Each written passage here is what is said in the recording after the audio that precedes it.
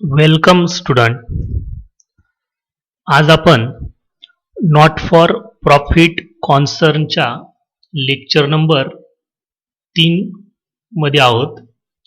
या lecture number 3 मध्ये या आधीच्या लेक्चरमध्ये आपण receipt and payment account, income आणि एक्सपेंडिचर अकाउंट त्यांचे जे फॉर्मॅट आहेत ते फॉर्मॅट आपण समजून घेतले.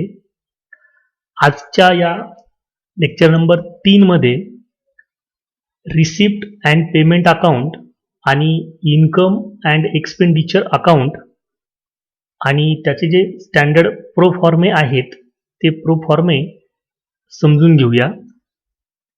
तुम्हाला या स्क्रीनमध्ये specimen of receipt and payments account दिसत आहे. हा याचा स्टँडर्ड प्रोफॉर्मा आहे. आपल्याला जो नॉट फॉर प्रॉफिटचा क्वेश्चन विचारला जाणार आहे त्या क्वेश्चनमध्ये हा रिसिप्ट आणि पेमेंट अकाउंट आपल्याला दिलेलं असणार आहे आणि त्या अकाउंटवरून आपल्याला इन्कम अँड एक्सपेंडिचर अकाउंट आणि त्यासोबत बॅलन्स शीट तयार करायचं असतं. तर आपण हा जो रिसिप्ट अँड पेमेंटचा जो प्रोफॉर्मा आहे या प्रोफॉर्म्यामध्ये जे जे अकाउंट्स आपल्याला इथे दाखवलेले आहेत या प्रत्येक अकाउंटला आपण समजून घेऊया आणि त्यानंतर त्यांचे जे इफेक्ट्स आहेत ते इफेक्ट्स कसे जातील हेही बघूया. तर या प्रोफॉर्म्यामध्ये ही डेबिट साईट आहे जिला आपण रिसिप्ट साईट असं म्हणतो आणि ही पेमेंट साईट आहे. इथे मिस्टेक आहे बुकमध्ये, जिथे पेमेंट हा शब्द अपेक्षित होता पण इथे पेमेंट हा शब्द न देता इथे रिसिप्ट आलेला आहे. तर इथे पेमेंट आहे. ही क्रेडिट साईट ही पेमेंटची साईट आहे. आता आपण ही जी रिसिप्ट साईट आहे या रिसिप्ट साईटला जे जे अकाउंट दिलेले आहेत ते अकाउंट आपण सविस्तर समजून घेऊया. तर इथे बघा, रिसिप्टला पहिलं जे अकाउंट दिलेलं आहे ते आहे टू बॅलन्स ब्रॉट डाऊन आणि त्या खाली लिहिलेलं आहे कॅश इन हँड आणि कॅश ॲट बँक. आता हे जे अकाउंट आहे टू बॅलन्स ब्रॉट डाऊन याचा अर्थ काय आहे, तर हे जे रिसिप्ट अँड पेमेंट अकाउंट आहे हे रिसिप्ट अँड पेमेंट अकाउंट आपल्याला कधी दिलेलं असणार आहे, तर हे 31 मार्च पर्यंतचं आपल्याला रिसिप्ट अँड पेमेंट अकाउंट दिलेलं असेल. तर या फायनान्शियल इयरसाठी त्याच्या आधीचं जे फायनान्शियल इयर असेल त्या फायनान्शियल इयरचं जर आपल्याकडे कॅश आणि बँक बॅलन्स असेल तर तो इथे आपल्याला टू बॅलन्स ब्रॉट डाऊन करून दिलेला असणार आहे. म्हणजे समजा आपण हे जे रिसिप्ट अँड पेमेंट अकाउंट आहे हे receipt and payment account 1 April 2019 ते 31 मार्च 2020 या वर्षासाठी तयार केलेलं असेल तर इथे कॅश इन हँड आणि कॅश ॲट बँकमध्ये आपल्याला 1 एप्रिल 2018 आणि 31 मार्च 2019 या प्रिव्हियस इयरचे जे बॅलन्सेस असतील ते बॅलन्स इथे आपल्याला दाखवलेले असतील.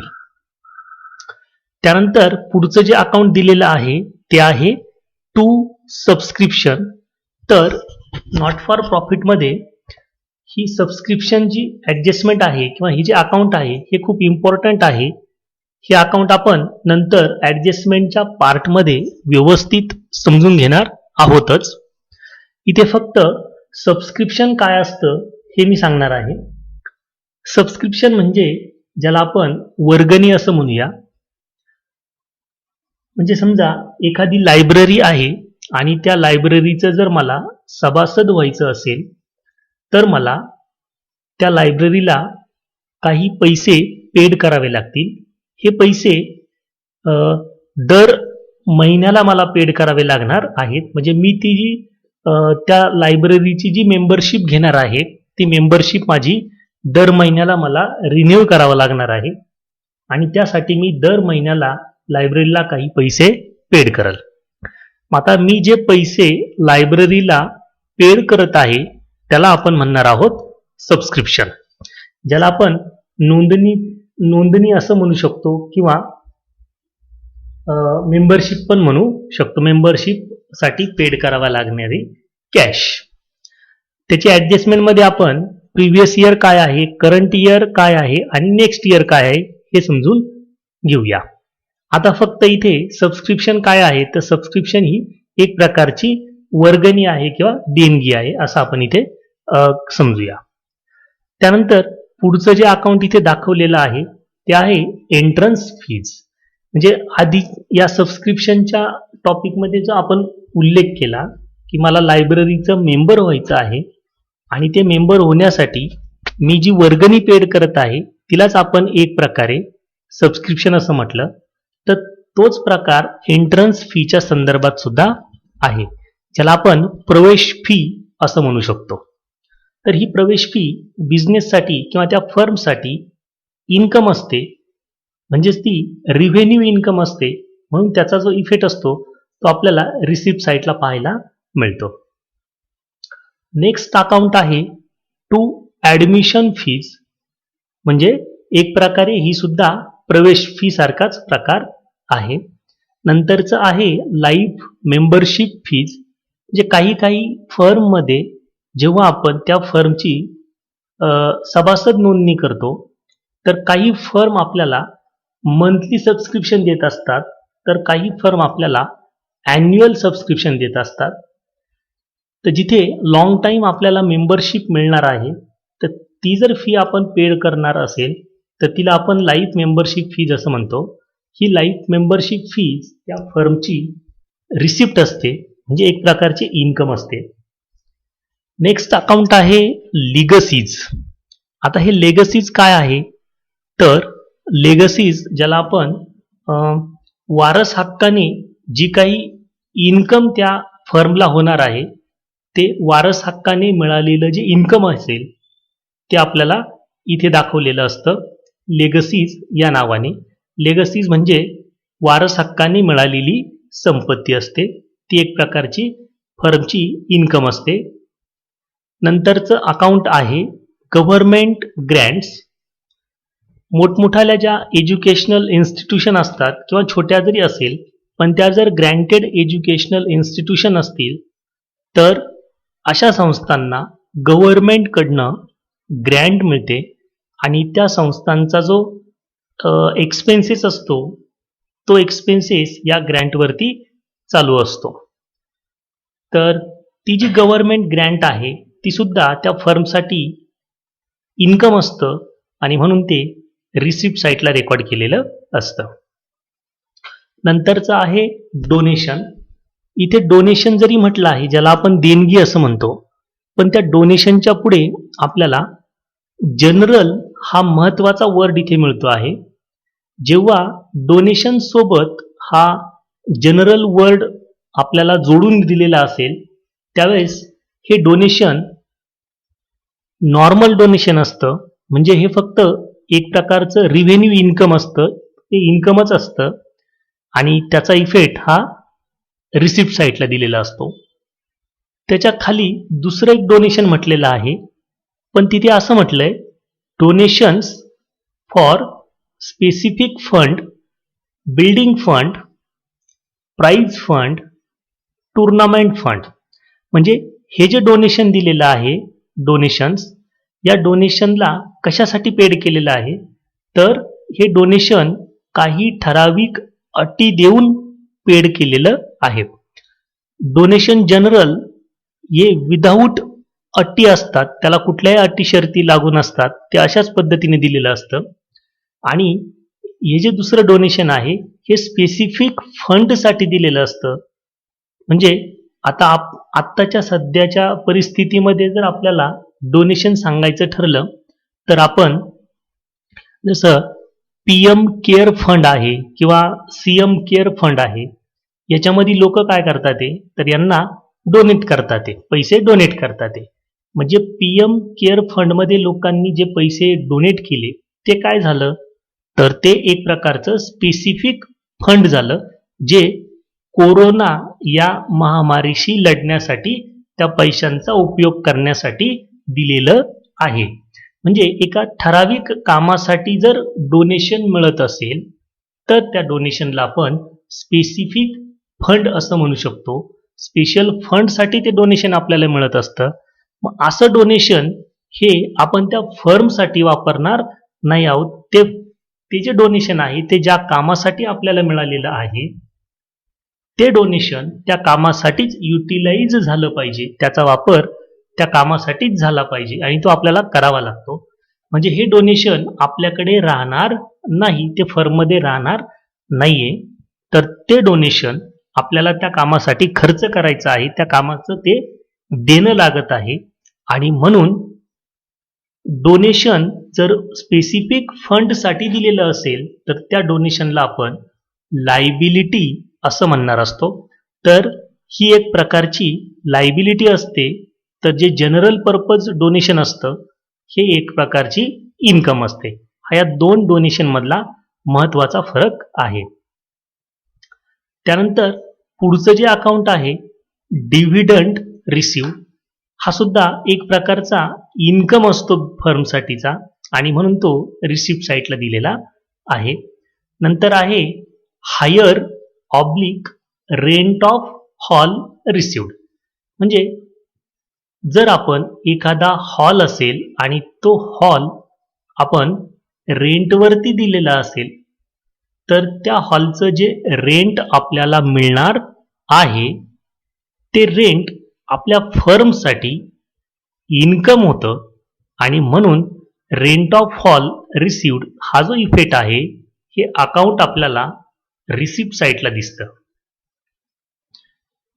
पुढचं जे अकाउंट दिलेलं आहे सन्ड्री इन्कम, याला आपण किरकोळ इन्कम असं म्हणतो. तर इतर छोट्या मोठ्या गोष्टींमधून जे इन्कम फर्मला होणार आहे त्याला आपण म्हणतो सन्ड्री इन्कम आणि ही बिझनेसची रिव्हेन्यू इन्कम असते. सेल ऑफ ओल्ड मटेरियल, फर्ममध्ये जर काही ओल्ड मटेरियल पडलेलं असेल, म्हणजे समजा त्या फर्ममध्ये काही जुनं फर्निचर पडलेलं आहे तर ते जुनं फर्निचर विकून त्या फर्मला काय होणार आहे, इन्कम होणार आहे. कॅश गोज इन होणार आहे, कम्स इन होणार आहे. तर ते इन्कम असतं आणि ते इन्कम आपण सेल ऑफ ओल्ड मटेरियल या नावाने रिसिप्टला दाखवू शकतो किंवा ते रिसिप्टला दाखवलेलं असतं.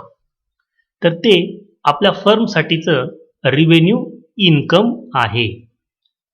नेक्स्ट अकाउंट आहे सेल ऑफ ओल्ड न्यूजपेपर किंवा स्क्रॅप मटेरियल. समजा एखादी लायब्ररी आहे आणि त्या लायब्ररीमध्ये डेली काही न्यूजपेपर येतात. आफ्टर अ मंथ किंवा आफ्टर अ इयर ते जे न्यूजपेपर जमा होणार आहेत ते न्यूजपेपर त्या फर्मला काय करायचे असतात, सेल आउट करायचे असतात. आणि जर ती फर्म ते न्यूजपेपर सेल करत असेल तर त्यापासून त्या फर्मला इन्कम होतो आणि असा जो इन्कम आहे हा इन्कम त्या फर्मचा रिव्हेन्यू रिसिप्टचा पार्ट असतो. ते रिव्हेन्यू इन्कम असतं आणि म्हणून त्याला आपण रिसिप्टला घेतलेलं आहे. पुढचं अकाउंट जे दाखवलेलं आहे ते काय आहे, तर ते आहे मिसॅलिनस रिसिप्ट. म्हणजे एक प्रकारचं किरकोळ रिसिप्ट. जसं सन्ड्री इन्कम होतं त्याच पद्धतीचं हे मिसॅलिनस रिसिप्ट असतं.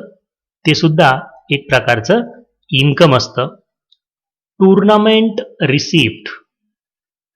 टुर्नामेंट रिसिप्ट काय असतात, तर समजा एखादी टुर्नामेंट ज्या स्पोर्ट्स असतात, त्या स्पोर्ट्सचे जे मॅचेस प्ले केल्या जातात त्या मॅचेसचे जे काही कॉम्पिटिशन असतात त्या कॉम्पिटिशनला आपण टुर्नामेंट्स असं म्हणत असतो. मग हे टुर्नामेंट ज्यावेळेस भरवले जातात तर ते भरवण्यासाठी काही देणगीदारांकडून देणगी स्वीकारली जाते. ती लोक त्या टुर्नामेंटसाठी देणगी देतात तर ही जी देणगी आहे ती देणगी टुर्नामेंट रिसिप्ट या नावाने आपल्याला रिसिप्ट साईटला रेकॉर्ड करायची असते.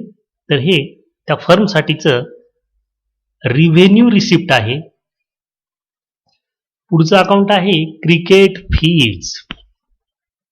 तर स्पोर्टचाच हा प्रकार इथे सुद्धा आपल्याला डोनेशनच्या स्वरूपात कॅश मिळते. फक्त त्याला डोनेशन असं आपण म्हणू शकत नाही.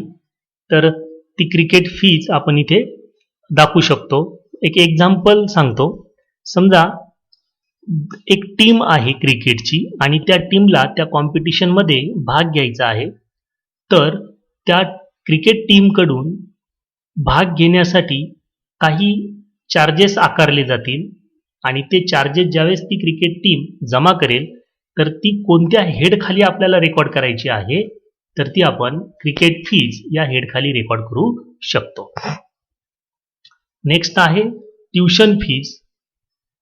जर एज्युकेशनल इन्स्टिट्यूशन असेल तर त्या एज्युकेशनल इन्स्टिट्यूशनमध्ये हा ट्युशन फीज प्रकार आपण टाकू शकतो. ज्याला आपण जसं आपण एखाद्या ट्युशन क्लासमध्ये किंवा कोचिंग क्लासमध्ये क्लासेस जॉईन करतो आणि तिथे आपण जी फीज भरतो त्या फीला आपण ट्युशन फीज असं म्हणतो. ही ट्युशन फी त्या एज्युकेशनल इन्स्टिट्यूशनची रिव्हेन्यू रिसिप्ट असते आणि म्हणून त्याला आपण रिसिप्टला लिहायचं असतं. नेक्स्ट अकाउंट आहे टर्म फीज. ज्याला आपण म्हणजे मंथली फीज असेल किंवा टर्म फीजच्या स्वरूपात जर आपल्याला इथे समजून घ्यायचं असेल तर आपण त्याला 6माही परीक्षा देतो. तर त्या 6माही परीक्षेसाठी आपण जी फीज भरतो तिला आपण टर्म फीज असं म्हणू शकतो. तर टर्म फीज ही फर्मची काय आहे, तर ही रिव्हेन्यू इन्कम आहे. Collection of fine. वेगवेगळ्या संस्थांमध्ये काही फाईन लावले जातात. जसं शाळेमध्ये सुद्धा फाईन लावला जातो. असंच लायब्ररीमध्ये सुद्धा फाईन चार्ज केला जातो. समजा एखादा त्या लायब्ररीचा सदस्य आहे, सभासद आहे, तो त्या लायब्ररीचं एखादं बुक रीड करण्यासाठी वाचण्यासाठी घेऊन गेलेला आहे. तर ते घेऊन जाताना त्याला एक स्पेसिफिक असा टाईम दिलेला असतो का हे बुक इतक्या दिवसामध्ये लायब्ररीला परत करायचं आहे.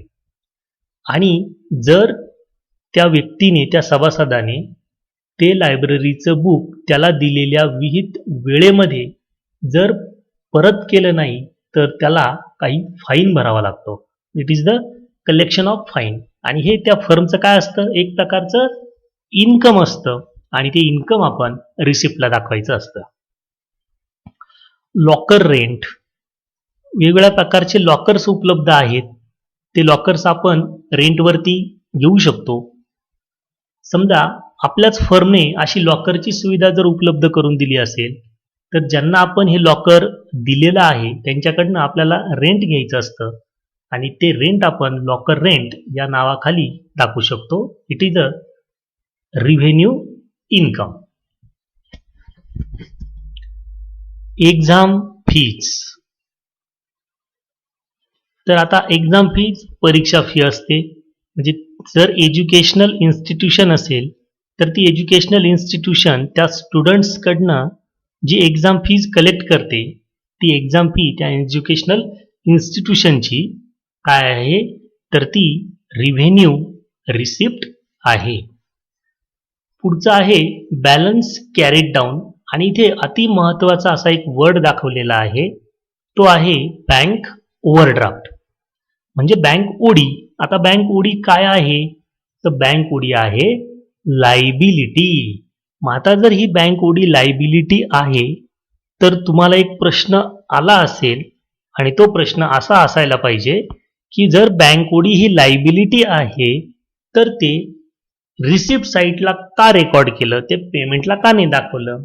तर त्याचं कारण असं आहे, जेव्हा आपण बँकेकडनं हे ओव्हरड्राफ्ट प्रकारचं कर्ज घेतो, लोन घेतो, त्यावेळेस काय होतंय, तर त्यावेळेस फिजिकली कॅश आपल्याकडे येते. म्हणजे कॅश आपल्याकडे आली तर त्याला आपण काय म्हणतो, इन्कम असं म्हणतो. म्हणजे सुरुवातीला जेव्हा कॅश आपल्याकडे येणार आहे तर हे बँक ओडी आपल्यासाठी काय म्हणून काम करतं, तर ते रिसिप्ट म्हणून काम करतं. रिसिप्ट अँड पेमेंट अकाउंट काय दाखवतं आपल्याला, येणारी कॅश आणि जाणारी कॅश.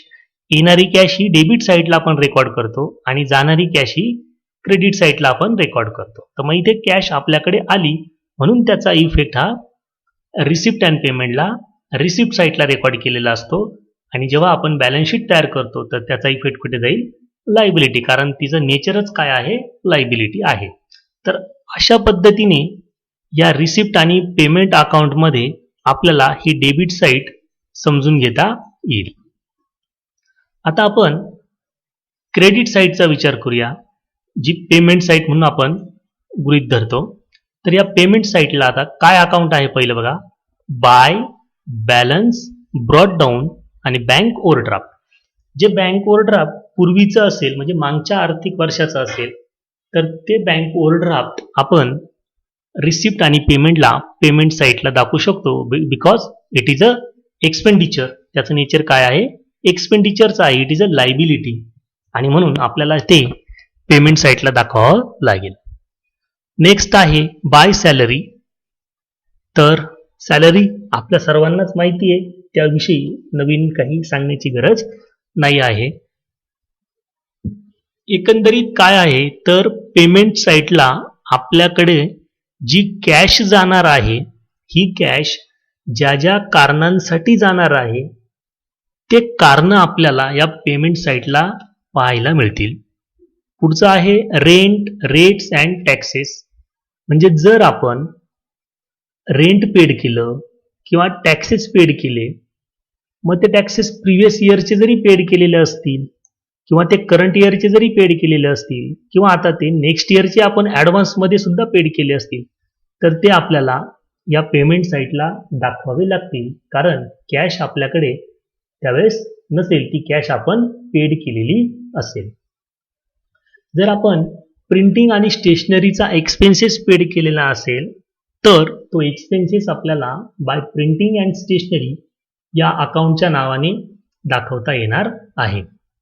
जनरल एक्सपेन्सेस असतात तेही आपण पेमेंट साईटला दाखवू शकतो. इंटरेस्ट ऑन बँक लोन, जे लोन आपण बँकेकडनं घेतलेलं आहे त्याच्यावर आपल्याला इंटरेस्ट बँकेला पेड करायचा असतो, म्हणजेच कॅश आपल्याकडनं त्यावेळेस जाते आणि ती जाणारी कॅश ही आपली काय आहे तर ही आपली पेमेंट आहे. इलेक्ट्रिसिटी चार्जेस, त्याच्यासाठी सुद्धा आपल्या फर्ममधून काय होणार आहे, कॅशचं पेमेंट केलं जाणार आहे. ऑडिट फी, वर्षातून जवळपास 2 वेळेला प्रत्येक फर्मचं ऑडिट केलं जातं.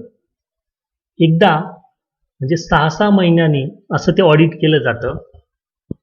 तर जेव्हा ऑडिट केलं जातं तर ते ऑडिट करण्यासाठी जो व्यक्ती येतो त्याला आपण ऑडिटर असं म्हणत असतो.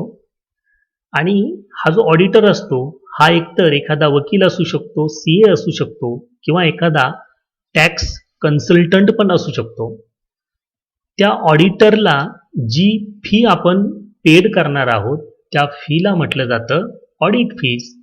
आणि ऑडिट फीज याचं जे नेचर आहे हे नेचर आहे पेमेंटचं आणि म्हणून ते पेमेंट साईटला आपल्याला दाखवायचं आहे.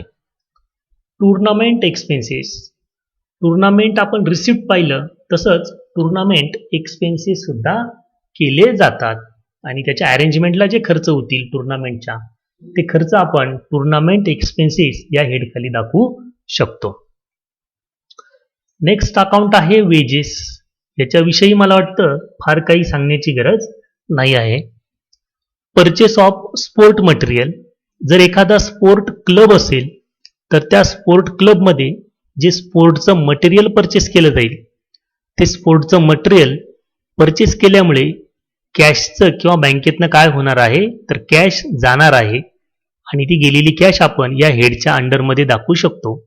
आता इथे स्पोर्ट मटेरियल जर परचेस केलं असेल एखाद्या स्पोर्ट क्लबने तर हे स्पोर्ट मटेरियल त्या फर्मसाठी कॅपिटल पेमेंट असणार आहे, कारण हे काय आहे तर ॲसेट आहे. ही त्या स्पोर्ट क्लबसाठी काय होणार आहे, ॲसेट होणार आहे आणि त्या ॲसेटवर झालेला हा एक्सपेन्सेस आहे. पुढचा आहे इन्शुरन्स, जे आपण पूर्वी पाहिलेलंच आहे. टेलिफोन एक्सपेन्सेस किंवा mobile expenses, bank charges, bank आपल्या अकाउंटवरती काही चार्ज करत असते. जसं जर चेकबुक आपण घेतला तर त्या चेकबुकचे जे चार्जेस असतात, चेकबुक इश्यू करण्याचे, ते चार्जेस बँक आपल्या अकाउंटमधून कट करून घेते. जर आपण स्टेटमेंट घेतलं बँकेकडनं तर त्या बँक स्टेटमेंटचे सुद्धा चार्जेस बँक आपल्या अकाउंटमधून कट करून घेत असते. तर याला आपण बँक चार्जेसमध्ये दाखवू शकतो. पोस्टेज आहे किंवा ज्याला आपण पोस्टेज अँड टेलिग्राम असं सुद्धा म्हणतो. कन्व्हेन्स एक्सपेन्सेस आहे, प्रवास खर्च. एक्सपेन्सेस फॉर ॲन्युअल फंक्शन, वार्षिक जे कार्यक्रम केले जातात, जसे गॅदरिंग वगैरे असतात, तर त्यांच्यासाठी जे खर्च केले जातात ते खर्च एक्सपेन्सेस फॉर ॲन्युअल फंक्शन या नावाने आपण दाखवू शकतो. फिक्स डिपॉझिट असतात, जसं बँकेमध्ये आपण FD करतो, फिक्स डिपॉझिट, बँक FD, तर त्यांच्यासाठी आपल्याला हा फिक्स डिपॉझिट जे अकाउंट आहे हे अकाउंट आपण पेमेंटला दाखवू शकतो. परचेस ऑफ फिक्स ॲसेट, याच्यामध्ये काय काय दिलं बघा. बुक्स परचेस केले, म्हणजे लायब्ररी असेल तर लायब्ररी बुक्स परचेस करणार आहे. फर्निचरचं असेल तर फर्निचर परचेस करू आपण. बिल्डिंग परचेस करू शकतो. आणि इन्व्हेस्टमेंट, या सगळ्या काय आहेत, फिक्स ॲसेट आहेत. मग फिक्स ॲसेटसाठी सुद्धा काय होत आहे, तर कॅश आपल्या बिझनेसमधून जात आहे. नेक्स्ट आहे न्यूजपेपर. न्यूजपेपरचं जे मंथली बिल आपण पेड करतो, it is a expenditure. Office expenses, वेगवेगळ्या प्रकारचे ऑफिस एक्सपेन्सेस पेड केले जातात. Repairs, balance carried down. आता चालू वर्षाचा जो कॅशचा बॅलन्स असेल किंवा चालू वर्षाचा म्हणजे 31 मार्चला जी कॅश आपल्याकडे शिल्लक राहील तिला आपण कॅश इन हँड असं म्हणणार. आणि 31 मार्चला आपल्या बँक खात्यावरती जे काही शिल्लक असेल तिला आपण कॅश ॲट बँक असं म्हणणार. तर ते अकाउंट्स आपल्याला इकडे पेमेंटमध्ये दाखवायचे असतात. कारण हे पेमेंटला का आले, तर हे नेक्स्ट अकाउंटिंग इयरमध्ये जाताना काय होणार आहे, तर ते ब्रॉड डाऊन होणार आहे. म्हणजे ते इकडनं असे क्रॉस होऊन ब्रॉड डाऊन केले जाणार आहे. म्हणून ते पेमेंटला दाखवले आणि नेक्स्ट इयरला ते इन्कममध्ये ॲड होणार आहेत. तर या प्रोफॉर्म्याचा एकंदरीत अर्थ काय आहे, तर याचा एकंदरीत अर्थ आहे रिसिप्ट म्हणजे जी कॅश आपल्याला रोख स्वरूपात मिळेल किंवा जी कॅश आपल्याला बँकेच्या स्वरूपात मिळणार आहे, ती कॅश ज्या ज्या कारणांमुळे आपल्याला मिळत आहे त्या कारणांची जी यादी या बाजूला केली आहे तिला आपण म्हणणार रिसिप्ट साईट. आणि इकडे पेमेंट साईटला आपल्या बिझनेसमधून किंवा फर्ममधून एकतर रोख कॅश जाते किंवा ती कॅश बँकेतून पेड केली जाते. आणि ही कॅश ज्या ज्या कारणांसाठी आपल्या फर्ममधून गेली, बँकेतून गेली किंवा रोकड स्वरूपात गेली, तर त्या सगळ्या कारणांची ही लिस्ट आपल्याला पेमेंटला करायची असते आणि त्यालाच आपण म्हणत असतो रिसिप्ट अँड पेमेंट अकाउंट. तर हा प्रश्न आपल्याला असणार आहे रिसिप्ट अँड पेमेंट अकाउंटचा. आणि या रिसिप्ट अँड पेमेंट अकाउंटवरून आपल्याला काय करायचं आहे, तर इन्कम आणि एक्सपेंडिचर अकाउंट तयार करायचं आहे आणि बॅलन्स शीट तयार करायचं आहे. आता बघा, या रिसिप्ट पेमेंटवरनंच आपलं खूप मोठं काम सोपं झालेलं आहे. आपल्याला फक्त काय करायचं आहे, तर इकडे ज्या रिसिप्ट आहे त्या रिसिप्टमध्ये कॅश असेल किंवा बँक असेल किंवा जसं इकडे स्पेसिफिक डोनेशन असेल, नंतर समजा इकडे बँक ओव्हरड्राफ्ट आहे, तर जे जे अकाउंट्स हे बॅलन्स शीटच्या कॅटेगरीमध्ये बसतात, जे अकाउंट्स आपण बॅलन्स शीटमध्ये नॉर्मली लिहित असतो, ते अकाउंट्स फक्त इथून सॉर्ट आउट करायचे आहेत आणि ते बॅलन्स शीटला लिहायचे आहेत. आणि ते अकाउंट्स लिहून उरलेले जितके अकाउंट्स असतील हे सगळे अकाउंट आपल्याला इन्कम आणि एक्सपेंडिचर अकाउंटच्या क्रेडिटला ट्रान्सफर करायचे आहे. म्हणजे इथली ही जी डेबिट साईट आहे ही डेबिट साईट आपल्याला क्रेडिट साईटला ट्रान्सफर करायची आहे.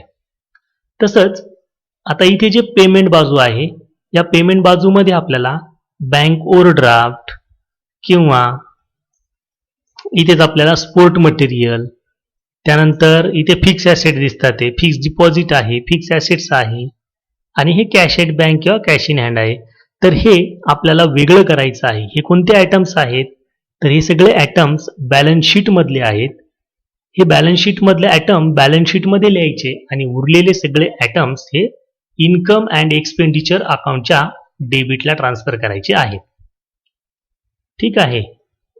नक्की काय होतंय बघा, इथे जी रिसिप्टचं अकाउंट आहे, रिसिप्ट साईट आहे, ही रिसिप्ट साईट इन्कम आणि एक्सपेंडिचर अकाउंटच्या अपोजिट साईडला, म्हणजे इथे डेबिटला आहे तर ते तिकडे, इथे आपण याला रिसिप्ट म्हटलं तर इन्कम आणि एक्सपेंडिचरला आपण त्याला काय म्हणणार आहोत, तर त्याला आपण इन्कम असं म्हणणार आहोत. इथे जी इन्कम साईट आता दाखवलेली आहे, ही इन्कम साईट कुठनं आलेली आहे? ही इन्कम साईट रिसिप्ट आणि पेमेंटच्या रिसिप्ट साईटवरनं आलेली आहे. आणि इथे जी एक्सपेंडिचर साईट दाखवलेली आहे, ही एक्सपेंडिचर साईट रिसिप्ट आणि पेमेंटच्या पेमेंट साईटवरनं आलेली आहे. आपण जर अकाउंट चेक केले तर आपल्या लक्षात येईल. तर इथे बघा, rent received, interest received, dividend received, government Grant received. तर हे सगळे कुठे होते? हे सगळे होते रिसिप्ट साईटला. आणि इकडे interest paid, conveyance paid, rates and taxes, audit fees, office expenses, sport material purchase, हे सगळे अकाउंट कुठे होते? तर हे रिसिप्ट आणि पेमेंटच्या पेमेंट साईटला होते. आणि त्या एकाच अकाउंटवरून आपल्याला क्लासिफिकेशन करून, सॉर्टिंग करून हे अकाउंट्स एकतर इन्कम आणि एक्सपेंडिचर अकाउंटमध्ये पोस्ट करायचे असतात, एकतर ते बॅलन्स शीटमध्ये पोस्ट करावे लागतात. आणि त्यामध्ये फक्त ॲडिशनल पार्ट काय असतो? तर तो असतो ॲडजस्टमेंटचा, जे आपण नेक्स्ट काही लेक्चरमध्ये समजून घेणार आहोतच. तर अशा पद्धतीने आपण आजच्या या लेक्चरमध्ये रिसिप्ट अँड पेमेंट जे अकाउंट आहे हे अकाउंट समजून घेतलं आणि त्याचे जे इफेक्ट्स आहेत ते इफेक्ट्स इन्कम आणि एक्सपेंडिचरला कसे जातात ते आपण इथे एक शॉर्ट पद्धतीने समजून घेतलेलं आहे. नेक्स्ट लेक्चरमध्ये आपण काही ॲडजस्टमेंट समजून घेऊया आणि त्यानंतर त्याची जे एक्झाम्पल्स आहेत ते एक्झाम्पल्स सोडवायला सुरुवात करूया.